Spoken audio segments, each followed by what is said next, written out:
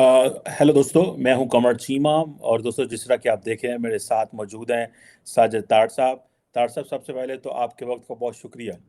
My pleasure, Chima. So thank you so much. तार साहब, आज एक इम्पॉर्टेंट शख्सियत और उसकी वजह से जो इंटरनेशनल पॉलिटिक्स पे जो इम्पैक्ट पड़ा, उस पर बात करनी है, और वो है हेनरी किसिंजर। हेनरी किसिंजर, जिनको वॉर क्रिमिनल भी कहा जाता है। और मैंने एक दफ़ा उनकी एक सेंटेंस कोट पढ़ी कहीं पे। जब हम इंटरनेशनल रिलेशंस पॉलिटिक्स पढ़ रहे थे यूनिवर्सिटी में, तो हमें सबसे ज़्यादा हेनरी किसिंजर की जो डिप्लोमेसी है, बल्कि उसने बुक भी लिखी हुई है डिप्लोमेसी के ऊपर, वो हमें पढ़ाई जाती थी। और मैंने उनका एक डिक्टम में कोट पढ़ा, जहाँ पे उसने लिखा कि there can not be a crisis next week, my schedule is already full. So Tar sahab, इस तरह की शख्सियत है। मैं आज देख रहा था कि बांग्लादेश के फॉरेन मिनिस्टर कह रहे हैं कि उन्हें हमसे माफ़ी मांगनी चाहिए। इंडिया कह रहा है कि हेनरी किसिंजर बीजिंग में जाके कहते थे चीन इंडिया पे हमला कर दो। और बल्कि रिसेंटली मैं देख रहा था कि वो नरेंद्र मोदी से मिलने इंडिया भी गए थे। तार साहब, आप क्या देखते हैं हेनरी किसिंजर के बारे में, जिनको वॉर क्रिमिनल कहा जा रहा है कि उन्होंने कंबोडिया के अंदर, चिली के अंदर, पाकिस्तान, वियतनाम के अंदर जो है वो बहुत सारे इंसानी जानों का नुकसान हुआ। लेकिन बहुत सारे लोग कहते हैं कि उन्होंने अमेरिका का जो नेशनल इंटरेस्ट है उसको भी प्रोटेक्ट किया। और बल्कि मैं थोड़ा इंट्रो लंबा हो गया, मैं एक देख रहा था अभी फॉरेन अफेयर्स का भी मैं आर्टिकल देख रहा था, जिसमें प्रोफेसर जोसेफ नाय, जो हार्वर्ड यूनिवर्सिटी के प्रोफेसर हैं, वो कहते हैं, मैंने पूछा हेनरी किसिंजर से कि क्या आप आज वो जो फैसले आपने उस वक्त किए, क्या वो सही किए या गलत किए? तो वो कहते हैं मैंने सही किए। तार साहब, आप कैसे देखते हैं? जरा हमें इस एंगल से जरा बताएं प्लीज। चीमा साहब, मैं दो चीजें, एक तो देखें, मैं एक तो इस हवाले से आपने बिल्कुल सही फरमाया कि आपकी तो माशाल्लाह पीएचडी इंटरनेशनल रिलेशंस में है। और वो ही इज कंसिडर, जिस आपने कहा द बुक डिप्लोमेसी, मैंने वो बुक डिप्लोमेसी कई डिप्लोमेट्स को मैंने गिफ्ट किया। It's a landmark book on diplomacy specially. मैंने खुद उनके बारे में बहुत पढ़ा। मेरा इंटरनेशनल रिलेशंस के साथ रिलेशनशिप, अभी तो मैं करंट अफेयर पॉलिटिकल साइंस, क्योंकि ultimately I am a student of law. अब मैं बताना चाहूंगा, एक तो मैं अपने देखने वालों को, सुनने वालों को थोड़ा सा एक ब्रीफ उनका बायो देना चाहता हूं, फिर उनकी राइट और लेफ्ट चीजें बता के फिर मैं बताना चाहूंगा एट द एंड कि मैं उनके बारे में क्या सोचता हूं। एक तो मैं यहां यह बताना चाहूंगा कि he was not born in America, he was born in Germany on 27 May 1923। फिर वो बचपन में यहाँ आए, वो फिर उन्होंने यहाँ आके मेहनत की। ज्यूइश थे, उनका फेथ ज्यूइश था, सबसे बड़ी तो ये मैं बात बता रहा हूँ। और खासकर मैं अब मिन्नत करूंगा अपने लौंडे लपाड़ों से भी कि जरा गौर से सुने, कान खोल के, कि अपनी कौमों के लिए लोग क्या क्या करते हैं, अपनी कौमों के लिए क्या क्या करते हैं। तो ज्यूइश फेथ था उनका, यहां पर आए वो, और उसके बाद उन्होंने वो हार्वर्ड अटेंड किया। जब हार्वर्ड अटेंड कर रहे थे तो उस वक्त जंगें शुरू हुई, तो वो ड्राफ्ट हुए। ड्राफ्ट होके उन्होंने आर्मी के सीक्रेट सर्विस, सीक्रेट डिपार्टमेंट को सर्व किया। वहां से निकले, फिर वापस गए, और हार्वर्ड से उन्होंने पीएचडी इन पॉलिटिकल साइंस की। उसके बाद जो उनका मैं जो कैरियर उनका मैं बताना चाहूंगा, उन्होंने लिंडन जॉनसन के जो उनकी कैबिनेट थी, वियतनाम वॉर से पहले उनको ज्वाइन किया। उसको ज्वाइन करने के बाद थोड़े अरसे बाद, अच्छा, जो उनकी सबसे बड़ी खूबसूरती मैं ये बताना चाहूंगा कि किस तरीके से, मैं ये कहूंगा कि how he manipulated Democrat party and Republican party. अब वो लिंडन जॉनसन के कैबिनेट में या उनके उनके वो टीम का हिस्सा थे, लेकिन उनके सीक्रेट्स जाके निक्सन के साथ शेयर कर रहे थे जब Nixon was running as a presidential candidate. तो यहां पे एक लफ्ज उनके लिए यह भी इस्तेमाल किया जाता है कि he betrayed the person he was working for. अब उसके बाद निक्सन साहब की बारी आ जाती। निक्सन साहब को उन्होंने बड़ी खूबसूरती से मैनिपुलेट किया, और उसके बाद later on he served Ford at the same time. अब उसमें जिस तरह मैंने ये बताना चाहूंगा, दो टर्मिनोलॉजीज के वो फाउंडर समझे जाते हैं अमेरिकन फॉरेन पॉलिसी में। उन्होंने एक आइडियोलॉजी जो कि एक हिस्ट्री का हिस्सा है, कि वार और कॉन्फ्लिक्ट्स के अंदर से अपॉर्चुनिटी किस तरह निकालनी है, जिसको आज के टर्म्स में कहा जाता है वार बेस इकोनॉमी। कि दुनिया में कॉन्फ्लिक्ट क्रिएट करके रखने हैं जिसकी वजह से अमेरिका फायदा उठाता, जिस तरह आपने चिली की मिसाल ली है। जिस तरह मैं ये कहूंगा कि उन्होंने टर्की को सपोर्ट किया था साइप्रस के खिलाफ, सपोर्ट किया। पाकिस्तान को सपोर्ट किया बंगालियों को मारने के लिए, जिसकी आज आप कह रहे हैं कि बांग्लादेश माफी कहता है। फिर उन्होंने इस तरह की कई चीजें वो करते रहे हैं। फिर दूसरा जो टर्म्स उन्होंने इस्तेमाल की है, जिसके वो फाउंडर समझे जाते हैं, नेशनल सिक्योरिटी, कि नेशनल सिक्योरिटी का नाम लेकर उसके पीछे जो मर्जी आप कर ले, जिसको लेटर ऑन जॉर्ज बुश साहब ने आके प्रीएम्प्टिव स्ट्राइक्स के पीछे ले गए। उन्होंने कहा जी कि हमें जहां से स्मैल आ गई असा चढ़ जाना, मुल्क दे टोटे उन्होंने 6-6 कर देने, भावें उतो वेपन लभे ना लभे। सो ओरिजिनली अगर देखा जाए तो आज अच्छा, फिर उसके बाद जिस तरह आपने बताया पाकिस्तान को इस्तेमाल किया उन्होंने चाइना में जाने के लिए, चाइना का जिस तरह कह रहे हैं वहां पे उनकी स्टेटमेंटें देते थे। लेकिन जो फिर उसमें एक और मैं बात बताना चाहूंगा कि एक मैं कोट करना चाहूंगा, मैं वो मेरे चेन ऑफ थॉट से ना निकल जाए वो चीज, वो ये थी कि चीमा साहब, एक एंथनी बोर्डेन, उनका एक यहाँ पे शो बड़ा मशहूर होता था, शेफ थे वो, तो वो कंबोडिया गए। तो वो कंबोडिया में जब उन्होंने देखा कि वहां लोग अपाहज अभी भी पैदा हो रहे हैं, भूख है, फलास है, क्योंकि 1 लाख कंबोडियन मारा गया था वॉर के। उनकी वो स्टेटमेंट यहां पे बड़ी मशहूर है। उन्होंने जब कंबोडिया से खड़े होकर कहा था, उन्होंने कहा जब मैं आया हूं मेरा दिल करता मैं हेनरी किसिंजर को जाके अपने हाथों से गला दबा के मार। और हेनरी किसिंजर कंबोडिया के बारे में एक चीज अपनी यूज करते रहे कि बम्बारमेंट इतनी करें, कारपेट बॉम्बिंग कर करके, ताकि वो टेबल पर आके नेगोशिएट करके टेबल पर बैठे। और इसी तरह के कई वाकयात जो हैं जिनकी हिस्ट्री उनके साथ जिनका उनको अटैच की जाती है। अब मैं यहाँ पे एक और अर्ज करना चाहूंगा, यहाँ जब आप उनकी ऑटोबायोग्राफीज पढ़ें या चीजें पढ़े, उसमें यह नजर आता है कि बुली होते थे जब छोटे बचपन में यहाँ आए, तो उस वक्त यहाँ पे ज्यूइश लोगों के खिलाफ लोग जिस तरह बातें करते, तो वो स्कूल में बुली होते थे एज ए ज्यूइश। तो वो उसके बारे में कहा जाता है कि वो उन्होंने दुनिया से बदले लेते रहे अपने जर्मनी से जो यहूदियों के साथ जो कुछ हुआ है और जो उनके साथ स्कूलों में होता रहा, वो पूरी दुनिया से उन चीजों के बदले लेते रहे। लेकिन मैं अगली बात जो बताना चाहूंगा, उनको वियतनाम की वार खत्म करने के लिए नोबेल पीस प्राइज दिया गया। लेकिन उसके साथ यह भी हुआ कि जब नोबेल पीस प्राइज मिला तो उस नोबेल पीस प्राइज देने वाली कमेटी के 2 लोगों ने रिजाइन कर दिया एहतजाज में। फिर इन्होंने हेनरी किसिंजर साहब ने यह भी ऑफर की कि मैं वो नोबेल पीस प्राइज वापस कर देता हूं, लेकिन it was a controversial figure. अब मैं इसको कंक्लूड करना चाहूंगा आखिर में जाके कि मेरा कंक्लूजन उनके बारे में कंक्लूजन नहीं है, मेरा अमेरिकन पॉलिसीज के बारे में कंक्लूजन है कि एक इंसान के पास इतनी पावर दे देना उसको कि कौमों के जाके वो तख्त पड़खच्चे उड़ा दे, जाके लोगों को मार दे इंसानियत के ऊपर, ये नहीं होना चाहिए मेरे ख्याल में। एक इतनी ज्यादा पावर एक बंदे के पास नहीं होनी चाहिए, ये मेरा कंक्लूजन है। और दूसरा, जिस तरह मैं कहना चाहूंगा कि अमेरिकन फॉरेन पॉलिसी जो है वो हमेशा कंट्रोवर्सी और इन चीजों का वो शिकार रही है। आज की देख ले बात, अब आप आज अगर हेनरी किसिंजर आज जिंदा होते तो क्या होते? टोनी बिल्किन साहब एक कंट्री में 3-3 दफा जा रहे हैं तो उथे अरबे उन्होंने चाह भी नहीं पूछते, नाल बिस्कुट मंगाना तो बहुत बड़ी गल है, चाह ही नहीं पूछ रहे उन्होंने। तो ये हालात हैं, क्योंकि यही या इसी तरह के और दूसरी एक उनके कद काट की एक दूसरी खातून यहां पैदा हुई थी, मैडम अल्ब्राइट। वो भी एक उनका भी कद काट इस तरह ही था। जॉर्ज टाउन के पास उन्होंने एक घर लिया हुआ था स्टेट डिपार्टमेंट के दरमियान में, और वहां पे उनके मुसलसल जो सारे डिप्लोमेट थे वहां इकट्ठे होते थे, बातें होती थी। लेकिन आज इस पे लिखा जा चुका है चीमा साहब कि sun is rising from the east now. और ईस्ट में क्या है? 2 ही ताकतें हैं, एक चाइना है और एक इंडिया है। उसकी एक मैं रिसेंट मिसाल देना चाहूंगा कि अभी गाजा से रिलेटेड जितने फॉरेन मिनिस्टर थे वो सारे कहाँ इकट्ठे हुए हैं? बीजिंग में इकट्ठे हुए हैं। वहां से उठ के वो कहाँ गए हैं? वो न्यू दिल्ली गए हैं। यही लोग पहले कैंप डेविड में इकट्ठे होते थे, डिप्लोमेसी यहाँ डील होती थी। यहाँ पे इजिप्ट और इसराइल की डीलें, जॉर्डन के साथ डीलें, इब्राहिम अकॉर्ड यहाँ साइन होता था। अब वो जो है उसका रुख तब्दील हो चुका है, और अमेरिकन उनके माथे पे बल ही नहीं है, क्योंकि उसकी वजह यह है नशे में है।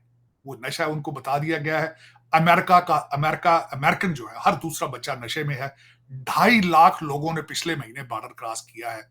ये बॉर्डर के हालात हैं। दूसरी बताना चाहूंगा हालात अमेरिका के अंदर क्या है। कल वॉशिंगटन डीसी में serving FBI agent on job, उससे गन पॉइंट पे गाड़ी छीन ली गई है विद हिज वॉकी टॉकी। तो 2 हफ्ते पहले सीक्रेट सर्विस प्रेसिडेंट की पोती जो थी जॉर्ज टाउन में, व्हाइट हाउस से 5 ब्लॉक, उसकी गाड़ी छीन ली गई थी। पुलिस इस वक्त आप कॉल करें तो 2 घंटे बाद आती है, तो कहती है शुक्र करो जान बच गई, ये घर चले जाओ। तो ये हालात हैं।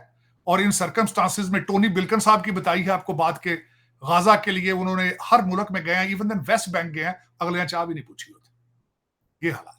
तो उसमें अफसोस है कि हेनरी कैसिंजर साहब ने बड़ी पावर एंजॉय की बमों के साथ। और क्योंकि एक सीक्रेट ये भी था, जो हेनरी कैसिंजर साहब इतनी पावर क्यों एंजॉय कर गए हैं, उस वक्त सेकंड वर्ल्ड वॉर में अमेरिका ने जापान के ऊपर बम फेंका हुआ था और अभी उसकी धाक मौजूद थी। तो ये अमेरिका उस वक्त वो एक कहते हैं ना, एक मस्त हाथी की तरह था, जिधर जाता था लोग डरते थे, मुल्कों के मुल्क खाली हो जाते थे।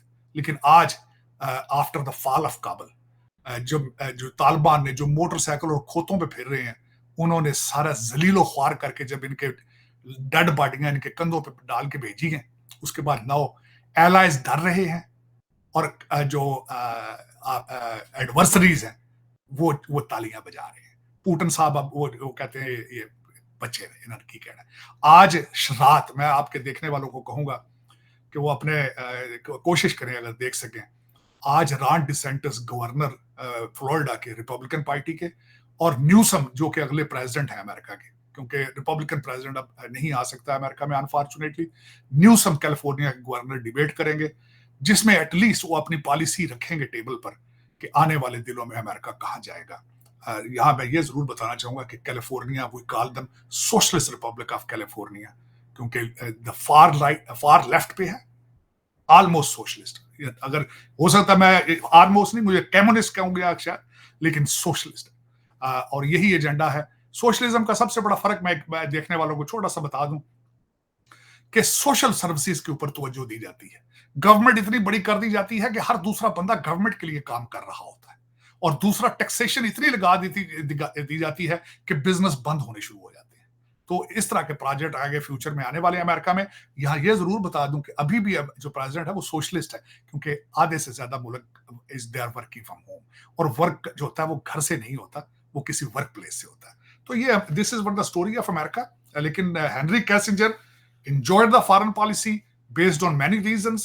America was rising after the अभी सेकंड वर्ल्ड वॉर के बम जो एटम बम मारे थे उसका असर मौजूद था, और उन्होंने भी बमों के साथ ही मुल्क के अंदर बमों के साथ, धोखों के साथ, बिट्रेल के साथ अमेरिका की फॉरेन पॉलिसी को प्रमोट करते रहे। बनाना रिपब्लिक जो कहते हैं ना, बनाना रिपब्लिक, वो भी टर्म ऑलमोस्ट इन्हीं के दौर में इजाद हुई थी साउथ अमेरिका में, क्योंकि वहां पे ये टापल करते थे।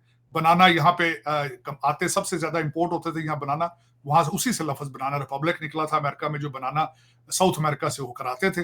और उस वक्त वहां पे इकोनॉमी को कंट्रोल करने के लिए वहां पे हुकूमतें और मिलिट्री डिक्टेटर्स को CIA प्रमोट करती थी, टापल करती थी।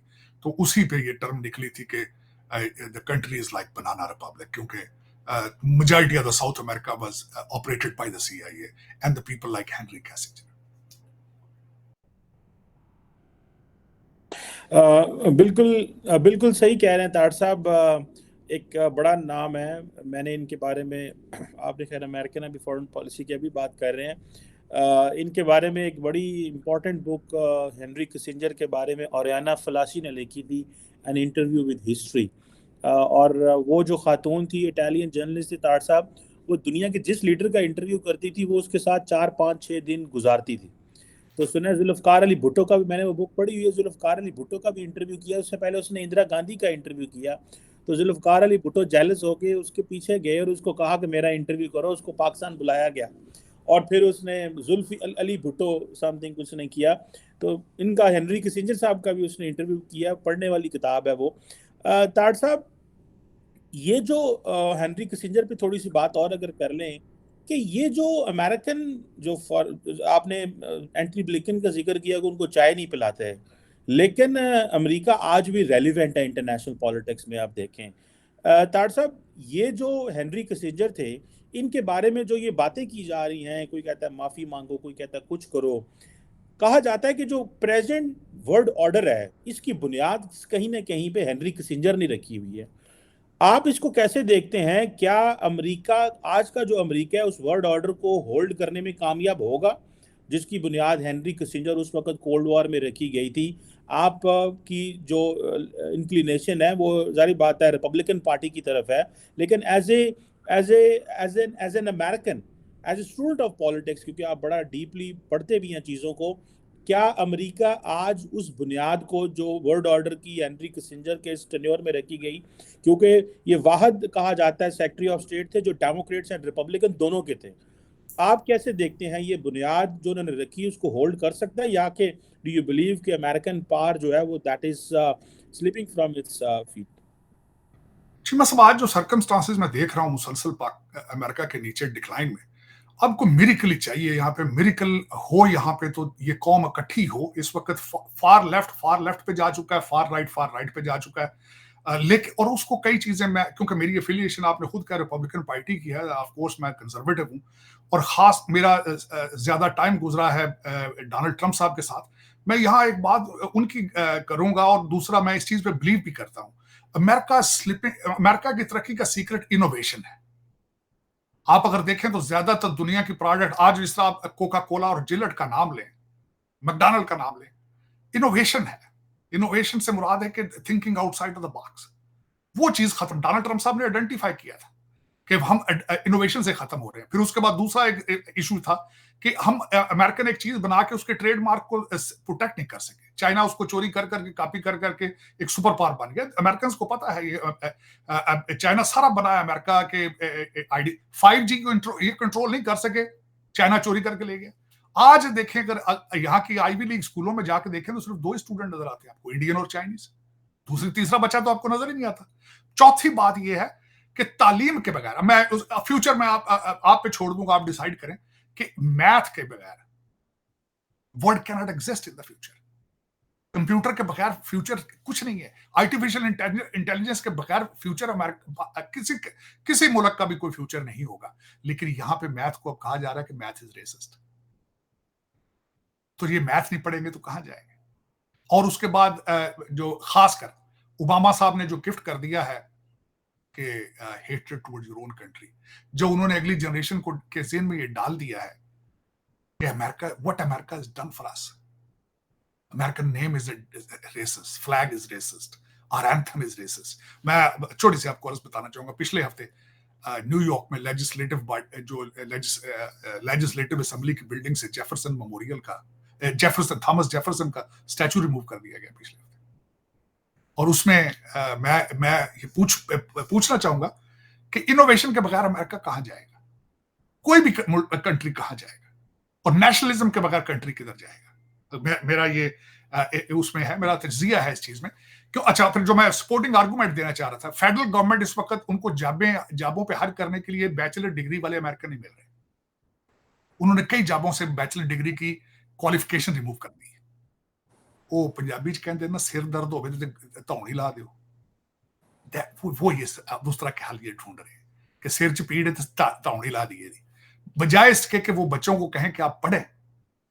मैं एक छोटी सी चीज अर्ज करना चाहूंगा, सिंगापुर ने तरक्की किस तरह की थी। प्रेसिडेंट जो प्राइम मिनिस्टर ली थे, उन्होंने कहा था कि जिस इंसान का बच्चा स्कूल नहीं जाएगा, बाप उतनी देर जेल में रहेगा। तो दर हकीकत, और साथ ये भी मैं बताना चाहूंगा कि इलॉन मस्क जो कि $6 बिलियन का उनका एसेट्स हैं, उनके मुताबिक वो कहते हैं कि यहाँ पे Americans they are looking for excuses not to show up at the work. मेरे लेकिन प्लांट जो चाइना में, दे आर रनिंग 24/7 की शिफ्टें चलती हैं। अमेरिकन घरों में छुप कर बैठ के हैं। वो कहते हैं कि इस वक्त प्रमोट किया जा रहा है, 2 चीजें इस वक्त प्रमोट की जा रही हैं यहाँ पे और अमेरिका में, यहाँ और यूरोप में। 4 days वीक, अमेरिका यूरोप में तो बर्तानिया में हो चुका हूँ 4 days, ताकि तो बैंकरप्सी भी होने लगी ना। 4 days अ वीक एक, और दूसरा permanently work from home, permanent. और उसमें और इन्हें पता है कि वर्क प्लेस से होता है, वर्क फ्रॉम होम नहीं होता। होम जो होता है वहां सिर्फ आप आराम करने के लिए जाते हैं। दूसरी साइड पे चाइना जो है, वहां पे हर बंदा जो है वो 6 दिन काम करता है, 9 घंटे काम करता है। तो उसमें मेरा मकसद है, आप किस तरह कंपीट कर पाएंगे। इलॉन मस्क ने अगले दिन कहा है कि वो at his age at this time वो अभी भी 100 घंटे से ज्यादा काम कर रहा है। और मैंने खुद यहाँ पे मजदूरी की बड़े बुरे तरीके से। You cannot survive even then at 40 hours a week, और ये 40 से भी नीचे करना चाहते हैं। लेकिन उसमें मैंने जिस तरह बताया कि सोशल आइडियोलॉजी ना, वो कहते हैं 40 घंटे काम करो, बाकी गवर्नमेंट दे पैसे। गवर्नमेंट करे भाई, गवर्नमेंट का क्या? वो कहते हैं वो विल सब, यही fundamental difference in between Republican and Democrats. Democrat कहते हैं कि टैक्स लगाओ, जो अमीर आदमी है उसको उसकी कामयाबी पे उसको पनिश करो, पिनलाइज हिज सक्सेस। उसे कहते हैं जी हम वो will tax you to death. लेकिन ये बताओ जो पैसा कमा लेते हैं उनको पता नहीं कि ऑफशोर अकाउंट किस तरह खोलने हैं। पनामा लीक क्या चीज है? वो कामयाब लोगों का पैसा छुपाया हुआ था। जो बंदा इतनी मेहनत करके पैसा बना लेता है उसको पैसा छुपाना भी आता है। यही इन पागल लोगों को यही नहीं पता। वो जिस तरह मार्गरेट थेचर ने कहा था, उसने कहा व्हाट इज सोशलिज्म? उसने कहा जब तक किसी दूसरे का पैसा खत्म नहीं हो जाता, दैट इज कॉल्ड सोशलिज्म।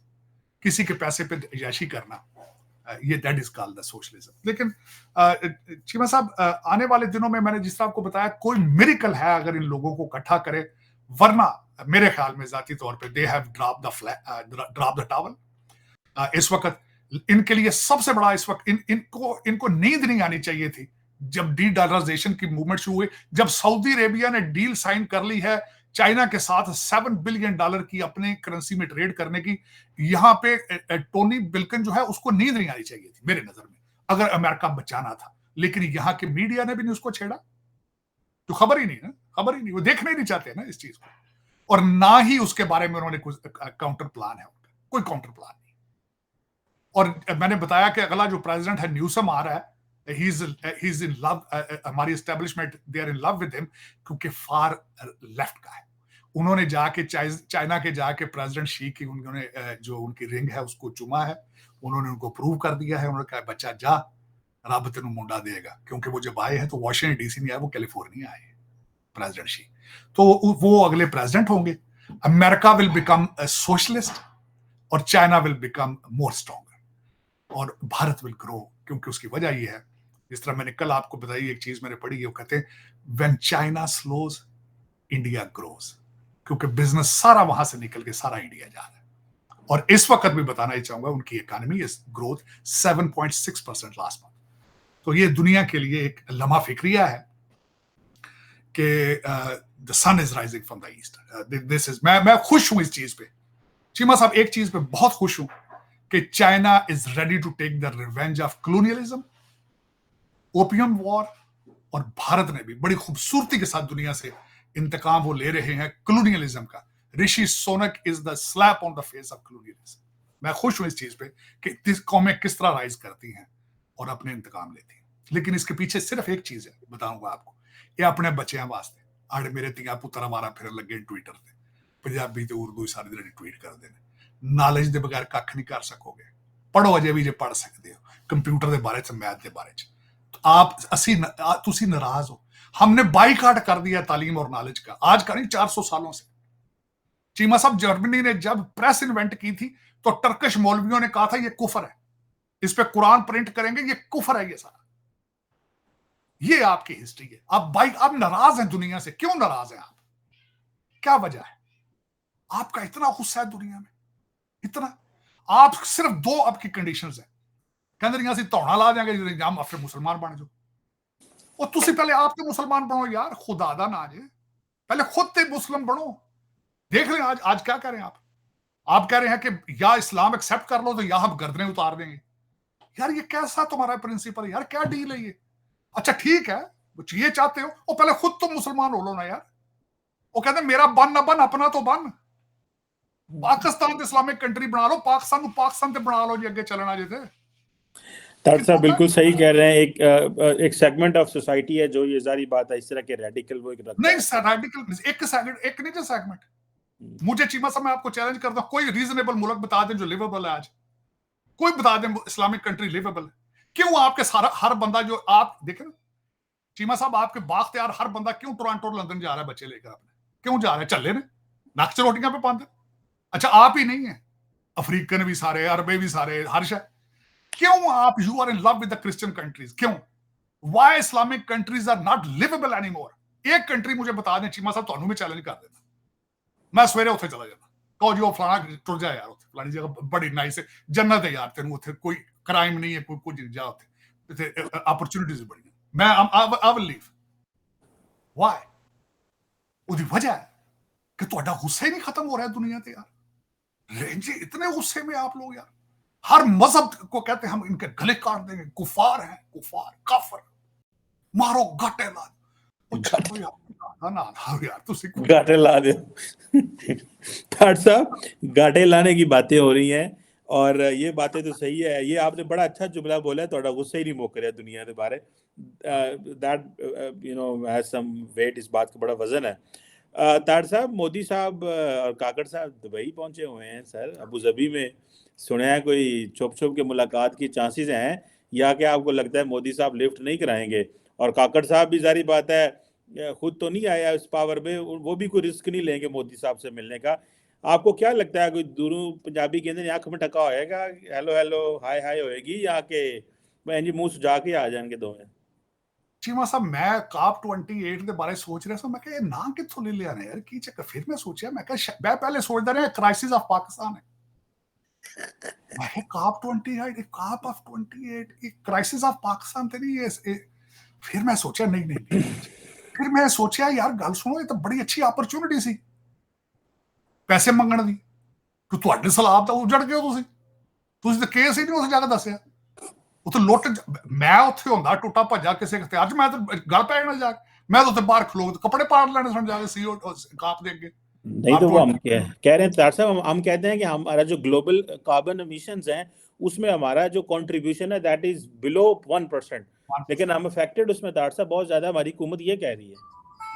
ਆਹੋ ਪੈਸੇ ਤਾਂ ਚਾਹੀਦੇ ਨੇ ਬਹੁਤ ਜ਼ਿਆਦਾ, ਕਿ ਲੰਦਨ ਦੇ ਵਿੱਚ ਸਸਤੇ ਘਰ ਲੱਗੇ ਨੇ, ਅਪਾਰਟਮੈਂਟ ਦੇ ਖਰਚੇ, ਬੱਚਿਆਂ ਨੂੰ ਜੈਕਟਾਂ ਚਾਹੀਦੀਆਂ, सर्दियां आ गई हैं, लंदन की ठंड ही बड़ी। चीमा साहब देखें, बात यह है कि अब आप जो मर्जी कर ले, मेरे ख्याल में अब लोग आप पे एतमाद नहीं करते। अब आपको अफगानिस्तान के पीछे आपने मुल्क अपना तबाह कर दिया, पैसे ले लिए, डॉलर आपने वाकई बहुत बनाए, दुबई में ले गए सारे अफगानिस्तान के साथ, लेकिन वो भी आपसे नफरत और वो भी आप पे एतबार नहीं करते। वो भी एंड के ऊपर कतर के साथ चले गए थे, कतर में जाके उन्होंने सारा कुछ किया, आपको अबेंडन कर गए। लेकिन आप इस वक्त you are in serious isolation. China भी नाराज है आपसे, लेकिन हाँ एक है, अमेरिकन आपको पैसे वो दे रहे हैं और आप उस पर खुश हैं। 70-75 बिलियन थे वो दे रहे हैं। और दूसरा ये जो मिडिल ईस्टर्न भी आपको देते हैं, ये भी अमेरिका के इशारे पे देते करते हैं, वरना आपको किसने गले लगाना। और वो भी मेमोरेंडम ऑफ अंडरस्टैंडिंग साइन किए, उन्होंने कौन से पैसे दिए, लेकिन आप इतने में खुश हो जाते हैं। कोई मेमोरेंडम ऑफ अंडरस्टैंडिंग का कोई डॉलर जाली बहा देता भी तुम खुश हो जाते हो। लेकिन चीमा साहब दर हकीकत जो मैं सुनना चाहता हूं, जो किसी भी स्टेक होल्डर के मुंह से मैंने नहीं सुना, कि कौन कौन सी प्रोडक्ट यहां बना के दुनिया में एक्सपोर्ट की जा सकती, किसी बंदे ने नहीं कहा। किसी बंदे ने नहीं कहा कि बच्चे, आने वाली नस्ल जो है, ये जो पैदल भाग भाग के ग्रीस जा रही है, इनको आर्टिफिशियल इंटेलिजेंस किस तरह बनाना है। मैं होता आज पाकिस्तान में, आज मैं जाऊं, मैं तो खैर की जाना है उठे, मेरा उजड़ के आ गए हैं, माजिर हो गए, लेकिन कोई इंसान होता तो इंडियन इंस्टीट्यूट ऑफ टेक्नोलॉजी की आज ही कॉपी करके खोल लेता वहां मंडी बहुद्दीन में कॉलेज। कोई गुजराले खोल लेना, आज ही बुनियाद रख लेना। मैं भारत की मैंने उनके प्रोजेक्ट्स को देखा जिनकी एज सारी 8-8, 9-9 साल है, उन्होंने उसके बाद मिरेकल्स कर दिए हैं। इंटरनेशनल लेवल के प्रोजेक्ट्स की एज, कई भारत के प्रोजेक्ट हैं उनके, वो जो मनी, वो फोन के ऊपर पे वाला सिलसिला 7-8 साल की उसकी हिस्ट्री है। लेकिन आपकी ख्वाहिश ही कोई नहीं है। आपका खैर सबसे बड़ी बात ये, लीडरशिप कोई नहीं। आपके वो कहते हैं ना कि इमेजिनरी लीडर तो हैं। आज एक खातून ने मुझे कहा, उन्होंने कहा एक शख्स जो है जेल के अंदर है, 25 करोड़ लोगों के लिए कुर्बानी दे रहा है। मैं सिर्फ 2 लफ्जों के, मैं क्या कंट्री बुजदार और जिन्नात से चल सकता है, और वो भी एटॉमिक पावर हो? सिर्फ इसका जवाब दे दें, मैं I will rest my case.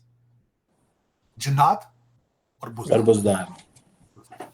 लेकिन ये कोई नहीं, लोग जब कहते हैं ना, मेरा ख्याल है कहते हैं जब किस्मतों पे ताले होते, आंखों से अंधे हो जाते हैं, कानों से बहरे हो जाते हैं। बिल्कुल सही। तार साहब लीडरशिप की बात कर रहे हैं, थोड़ा एक आखिरी पॉइंट जो है वो इंडिया और अमेरिका ताल्लुकात पे भी बात कर लें। ये जो कल अमेरिकी जस्टिस डिपार्टमेंट ने जो एक एविडेंस के साथ चीज़ें शेयर की हैं, हाउ डू यू सी? कई लोगों का कहना यह है तार साहब कि इंडिया अमेरिका के ताल्लुकात इतने मजबूत हैं कि ये कोई बहुत बड़ा मसला नहीं है, और इसकी वजह यह है कि अमेरिकन पॉलिटिकल लीडरशिप में से कोई भी नहीं बोला। So they came through the justice department के ज़रिए वो आए हैं, या मीडिया से इंफॉर्मेशन शेयर की है। जबकि इंडिया ने कहा है कि हमने एक हाई लेवल इन्वेस्टिगेशन कमीशन बैठा दिया है, और कई लोगों का कहना यह है कि इतने मजबूत ताल्लुकात हैं, खराब नहीं हो सकते। आप इसे कैसे देखते हैं? कनाडा ने कहा, फिर उसके बाद अमेरिका ने अपनी कोर्ट के जरिए इसको सबूत दे दिए। इस पे क्या डेंट पड़ सकता है, या क्या आप समझते हैं कि इट वोंट अफेक्ट? चीमा साहब, इसके बारे में मैं तीन पॉइंट आपके सामने रखना चाहता हूं जो मेरी ओपिनियन है इसमें। इसका सबसे बड़ा बेनिफिशियरी कौन है? सबसे बड़ा बेनिफिशियरी तो जो वो लोग हैं जो खालिस्तान के सपोर्टर है, वो उनको एक खबर मिल गई। हालांकि वो बहुत छोटा सा ग्रुप है और उनको कोई सपोर्ट बिल्कुल नहीं, बल्कि जो पढ़े लिखे सिख हैं लोग और जो पढ़े लिखे लोग हैं, दे आर, क्योंकि it's not practical to begin with. सारे सिख तो बाहर आ चुके हैं, तो वहां खालिस्तान कौन चलाएगा? वहां तो उनको अपने खेतों में काम करने वाला बंदा लोकल नहीं मिल रहा है इस वक्त। लेकिन ये बात करने के लिए अच्छी है, गुरुद्वारों में रौनक बन जाती है, नारे शारे चल जाते हैं, सिर्फ उतनी इसकी सपोर्ट है, इससे आगे नहीं। और दूसरा फायदा जस्टिन ट्रूडो को हुआ है, आज उन्होंने बयान फेंका एक, उनको भी फायदा होगा, उनको भी ऑक्सीजन मिल गई। ये दो लोग इसके बेनिफिशियरी हैं इस चीज के। अब उसके अगला दो अमेरिकन के साथ क्या इशू है? मेरा ये क्वेश्चन अमेरिका से भी है और देखने वालों से भी। क्या अमेरिका के पास कोई और चॉइस है इंडिया के अलावा अगेंस्ट चाइना? कोई ऑप्शन है इनके पास? कोई नहीं। उसके बाद अगर प्रैक्टिकली देखा जाए, आज अमेरिका को इंडियन डायस्पोरा चला रहा है यहां पे। इनके पास चॉइस है कि उनको नाराज कर लेंगे ये? कैमला हैरिस है, निक्की हेली है, रामास्वामी है, 5 कांग्रेसमैन हैं, वर्ल्ड बैंक के सीईओ हैं, हर दूसरी बड़ी फॉर्च्यून 500 कंपनी के सीईओ इंडियन हैं, और जो उनका टैलेंट है, can America afford to annoy them? No, मेरे ख्याल में नहीं। अब उसके बाद मैं पूछना चाहूंगा इसके बारे में, ये किया क्यों है? इसकी एक रीजन मेरा जो मेरी डोंट टेक इट कि मैं इस पे कोई इसके, this is my own speculation. मैंने पहले अर्ज किया कि भारत की इकोनॉमी 7.6 ग्रोथ पिछले महीने, स्टैंडर्ड एंड पुअर्स S&P की कल की रिपोर्ट के मुताबिक बेस्ट परफॉर्मिंग इकोनॉमी आ रही है उनकी अगले 2 साल के लिए। अमेरिका की इकोनॉमी की ग्रोथ से डबल डिजिट पे, डबल है उनकी ऑलमोस्ट। अमेरिका मेरे ख्याल में उसके ऊपर एक प्रेशर अपना रखना चाहता है, उनके ऊपर उनको रखना चाहता है कि नहीं ये करोगे तो हम ये करेंगे, कुछ नेगोशिएट करने के लिए। जिस तरह आप फाइलें बना के रख लेते हैं, जो जरूरत करने पे फाइलें निकाल लेते हैं, ये भी फाइल रख ली। लेकिन इस वक्त जाती तौर पे ग्लोबल साउथ, उसके बाद ताइवान अगेंस्ट चाइना, और ग्रोथ उनकी इकोनॉमिक और उनका असर रसूख यहां पे, इसके मुकाबले में अगर देखा जाए तो नथिंग, नाटा, जीरो। अमेरिका मेरी नजर में, भारत ने और भारतीय डायस्पोरा ने, वो कहते ना गोडियां च सिर दे लिया इन्हां दा अमरीकन दा, उन्होंने, they have told them that you are nothing without us. Oh, they are basically, practically, this is how the Americans they are behaving right now, looking into that region. उनके पास कोई और चॉइस ही कोई नहीं ना। देखिए, choice होता तो कर लेते। आजकल लवी डवी होने की कोशिश कर रहे हैं पाकिस्तान नाल, लेकिन साथ इनके पास रिपोर्टें ये भी हैं कि पाकिस्तान डबल गेम भी चला जाता है कई बार। और दूसरा ये कि चाइना के साथ वो नहीं कर सकेगा, सर्व नहीं कर सकेगा प्रॉपरली वर्सेस इंडिया, भारत जिस तरह सर्व करेगा। और मेरे ख्याल में ये जब तक अगली कोई नई खबर नहीं आती, कोई खबर नई बनी आएगी, तो फिर ये खत्म हो जाएगी। और दूसरा, इसमें एक ऑक्सीजन इनको ये मिलेगी, बाइडेन की अपनी परफॉर्मेंस बहुत खराब है, इससे थोड़ी सी ऑक्सीजन उसको मिल जाएगी कि चलें लोगों का बॉर्डर से ध्यान हटके, जो पिछले महीने 2.5 लाख बंदा क्रॉस करके बॉर्डर आया है, जो यहाँ पे गाड़ियां चोरी हो रही हैं FBI की, चलें लोगों को, people have something else to discuss in drawing rooms. लेकिन इससे ज्यादा नहीं हो सकता। उसकी वजह यह है ना, जो ग्रोथ देखें दुनिया, तो देखें जस्टिन ट्रूडो ने इस पे ही मेड अ शॉट, तीसरे चौथे दिन ही खुद ही अपने मुंह से उसने कहा था कि दुनिया की 5वीं इकोनॉमी है, मैं इससे किस तरह छेड़ूंगा। ये उसकी अपनी अल्फाज है उसके, तो किस तरह कर लेंगे ये? उनके नहीं कर सकते, पॉसिबल ही नहीं। हाँ, इसमें ये 2-4 दिन जो लोग एंटी अमेरिकन, जो लोग एंटी इंडियन हैं, उनको वो कहते हैं थोड़ी सी अपना एक रिलीफ मिल गई है खबरों। कल जिस तरह देखे ना, चढ़े हुए थे सारे एंटी इंडियन जो थे, बातें सारी कल कर रहे, बड़े खुश होकर, बड़े उनके बुढ़ास निकली उनकी, उन्होंने बड़े दिल खोल के सारी अपनी किए गिले शिकवे। लेकिन इसका मैं समझ रहा हूँ बॉटम लाइन कोई नहीं। उसकी वजह यह है, जब आपकी इकोनॉमी का रेट हो 7.6%, जब आप चंद्रयान चढ़ा लिया हो, आदित्य 1 फेंक दिया हो सूरज के ऊपर, उसके बाद फिर आपको ये चीजें, इस तरह की चीजें। और दूसरा, खासकर अगर चीमा साहब देखें, पढ़े लिखे लोगों को पता है अमेरिका के खुद क्या बैकग्राउंड है जो उन पे उंगली उठाएंगे, अपने हालात क्या है। आप देखें जिस इराक के प्रीएम्प्टिव अटैक किए, लिबिया गए हैं, जिस तरीके से कंट्रीज को टापल करते थे, और दूसरी सबसे तो छोड़े बात, वो अभी तक खान साहब ने 55 जलसे कर दिए साइफर पे कि जी मुझे इन्होंने उतारा। तो जब आपका अपना बैकग्राउंड ये हो इस तरह का कि आप हर दूसरा मुल्क कहता हो कि सीआईए पैसे दे के कर रही हो कर रही, जब आपका अमेरिकन एम्बेसडर जाके मिल रहा हो आईजी पंजाब को, तो फिर आप उनको कहें कि ये जी हमारी इंटरफेरेंस हो गई है, हमें जी अखा मार देने खोल लेंगे। ये people don't care about it. ये अच्छा, हाँ एक और बात बताऊंगा, चीमा साहब जब कहते हैं जब हुसन आता है नजाकत भी आ जाती है, वो उनकी इकानमी है, पंजवी इकानमी है, तो उन्होंने मसल फ्लेक्स नहीं करने, they have right to do it, वो कर दे होंगे। देखना यह है कि अमेरिकन जो हैं वो अपने इधर आकर रुक जाते हैं, या कि वो जिस तरह अपने ट्रू कलर्स दिखाते हैं वो दिखाएंगे, या कि वो समझेंगे कि ठीक है ये गोरा नहीं है, ऐसे सी खैर है, कोई मसला नहीं। चीमा ये साहब गोरा भी अगर होता ना, चीमा साहब गोरा भी ਹੁੰਦਾ ਤੇ ਜਿਵੇਂ ਤੁਸੀਂ ਨਿਕਲੇ ਹੋ ਨਾ, ਜਿਵੇਂ ਇਹ ਜੁੱਤੀਆਂ ਖਾ ਕੇ ਨਿਕਲੇ ਨੇ ਪਠਾਣਾ ਕੋਲੋਂ ਉੱਥੋਂ ਕਾਬਲ ਚੋਂ, ਹੁਣ ਉਹ ਗੱਲ ਨਹੀਂ ਰਹਿ ਗਈ।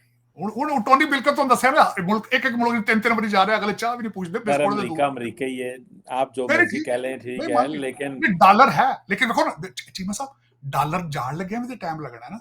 ਵੇਖੋ ਨਾ ਐਮਬੀਐਸ ਨੇ 60 ਲਿਆ ਨਾ, 7 ਬਿਲੀਅਨ ਦਾ ਟੀਕਾ ਤੇ ਲਾਤਾ ਉਹਨੇ ਚਾਈਨਾ ਨਾਲ सिद्धे 2075 तक दुनिया की कोई ताकत इंडिया को मिलिटरली, अमेरिका को मिलिटरली और इकोनॉमी नीचे नहीं होने। 50 साल जिस पेस से दुनिया तरक्की कर रही है, गोल्डमैन सैक्स कह रहा है कि अमेरिका जो है 2075 तक भी पहली दुनिया इकोनॉमी होगी। अगले 50 साल जिदों के अभी हम इतने क्राइसिस में हैं, जारी बात है आप इनसाइड अमेरिका हैं, आपका एक मौकफ है, लेकिन this is what people are saying, militarily and economically that's the American weight. मैं उस पे थोड़ा सा स्पोर्टिंग आर्गुमेंट चीमा साहब देना चाहूंगा उस पे ये स्पेकुलेट इनकी इंटेलिजेंस फेल थी पहली इराक में, दूसरी इंटेलिजेंस फेल इनकी अफगानिस्तान में हुई। इनके सारे जर्नल्स ने कहा था कि will take Taliban to come there 1 month, वो एक हफ्ते आगे सर। इनके जर्नल्स ने कहा था कि Ukraine will fail in 3 days, वो आज भी खड़ा है। और ये उसकी वजह ये विल नहीं है, विल खत्म हो चुकी है। अच्छा दूसरी एक बात है, चीमा साहब सुपर पावर को गिरते गिरते टाइम लगता है, आई एग्री इट, लेकिन अब ये they are on a free fall. 80 मैंने आपको यहां बताया कि एफबीआई का बंदा खुद जो गन थी जिसके पास, कल उसको गन दिखा के ले गया, वो गाड़ी छीन के ले गया। मैं नहीं कह रहा हूं, वॉशिंगटन पोस्ट की खबर है सुबह की। फरीद जकरिया ने कहा था this is not fall of America, this is rise of others. So ये क्वेश्चन है कि ये मैं as student of politics, rise of drug dealers ये देखिए वो आपकी बात सही है, जो इंटरनल चैलेंजेस बड़े बढ़ रहे हैं ना अमेरिका में, आप बिल्कुल सही बात कर रहे हैं। हम भी फ्रैंकली स्पीकिंग, हम भी जब अमेरिका के बारे में सुनते हैं ना, उतने गोलियां चल गई हैं, गन वायलेंस हो गया, बच्चे मारे गए, तो हम भी कहते हैं ज्यादा लोग तो अमेरिका में सर आज तक मारे गए हैं because of gun violence, not because of other reasons, लेकिन उन चीज़ों को डाउन प्ले किया जाता है। सो ये चैलेंजेस तो हैं, लेट्स सी इसमें अमेरिकन क्या कर पाते हैं। और ये इंडिया के हवाले से ख़ास तौर पे आपने सही कहा कि they are very much dependent on India, के ऊपर बड़े डिपेंडेंट है वो। और पॉलिटिकली ना बोलना और जस्टिस डिपार्टमेंट को और फाइनेंशियल टाइम्स को कहना बोलना, ये मुक गई है। I agree with you on this. अगर ऐसी कोई बात होती तो स्टेट डिपार्टमेंट और चुक फोन में लांदा और कहता चलो इधर से किसी यूएस इंडियन कहता, लेकिन ये नहीं कहा उन्होंने, बिल्कुल सही कह रहे हैं। Thank you very much Shahid Tar साहब sir, it's always pleasure talking to you, आपके वक्त को बहुत शुक्रिया सर।